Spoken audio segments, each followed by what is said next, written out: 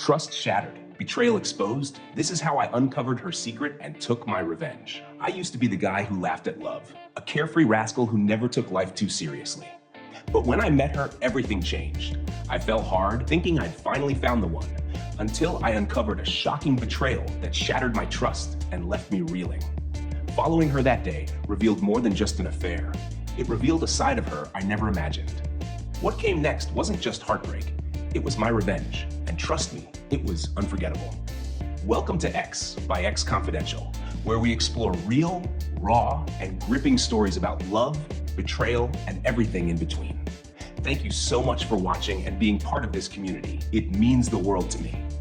Before we dive into today's story, I want to ask, what's the most surprising thing you've ever discovered about someone you trusted?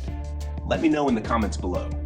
And while you're here, don't forget to smash that like button, hit subscribe, and tap the bell icon so you'll be the first to know when our next story drops. Let's get started. You might say I've always been a bit of a rascal, a free spirit, the kind of guy who knows how to have fun and doesn't take life too seriously.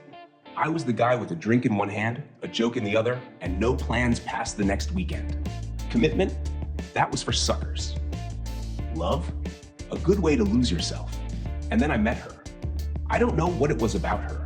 Maybe the way she rolled her eyes at my bad jokes, but still laughed anyway. Maybe it was the way she didn't try to change me or fit me into some neat little box. She was sharp, funny, and had this quiet confidence that made me want to be better. Before I knew it, I wasn't just killing time anymore. I was building something. Something real. At least, that's what I thought. I was all in. No games, no backup plans. I loved her, not just for who she was, but for how she made me feel. Like I wasn't the mess I'd always believed myself to be. I started thinking about forever in a way that didn't terrify me. I gave her everything. My time, my trust, my money. Yeah, money. Turns out that's a big deal later in this story. At first, it was perfect. I thought I'd finally beaten the odds and found something worth holding on to. But slowly, cracks started to form. She'd dodge simple questions about her day, brush off my concerns with a dismissive "Nope, you're overthinking." Late nights at work, unexplained expenses, and the way her phone never left her side, they all started adding up in the back of my mind. But I ignored it. Love blinds you, doesn't it? It wasn't until one Saturday that everything came crashing down. We had plans to spend the day together. Just something simple, a hike, some takeout. But at the last minute, she said she had to meet a friend. Just coffee, she said, smiling a little too sweetly. My gut twisted, but I told myself I was being paranoid. But something in me couldn't let it go. So I followed her. I kept my distance, feeling like a character in one of those cheesy spy movies. She drove to a cafe downtown, the kind she always claimed was too pretentious for us. I parked across the street and watched as she walked inside, my stomach tightening when I saw him. Tall, polished, and the kind of guy who looked like he'd never had to work for anything. She smiled at him, a smile I hadn't seen in months, and they hugged. Not just a friendly hug, but something intimate, something real. I stayed put, watching as they laughed and leaned into each other over coffee.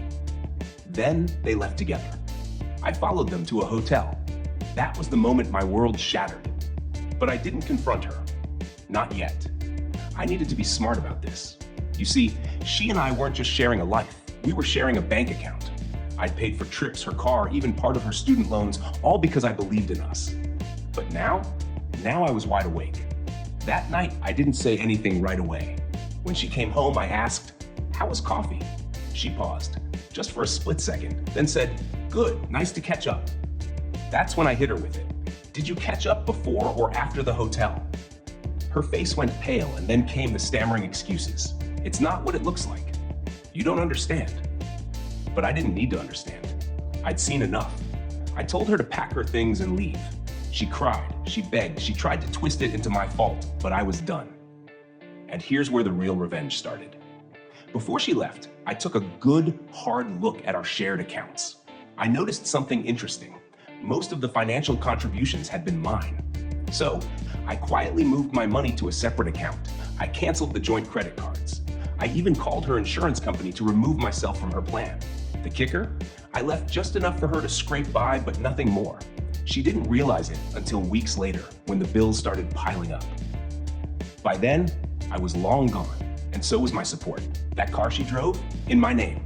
I sold it. The trips she loved so much, I disputed the charges since they benefited her affair more than me. And that shared rent we had? Well, let's just say I made sure she was responsible for the remainder of the lease. Was it petty? Maybe. Was it satisfying? You bet. But here's the thing.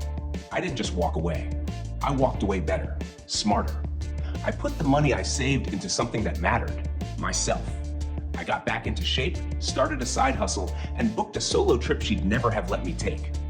And every step of the way, I reminded myself, she didn't break me. She freed me. They say revenge doesn't solve anything, but I disagree. It solved my biggest problem, her. And next time, I won't ignore the red flags. Thanks for tuning into X by X Confidential. Your support means everything, and I'm so grateful to have you here. If you enjoyed today's story, don't forget to smash that like button, hit subscribe, and tap the bell icon so you never miss another confession. And here's my question for you. How would you handle discovering a betrayal like this? Drop your answers in the comments. I'd love to hear your thoughts. Until next time, take care and trust your instincts.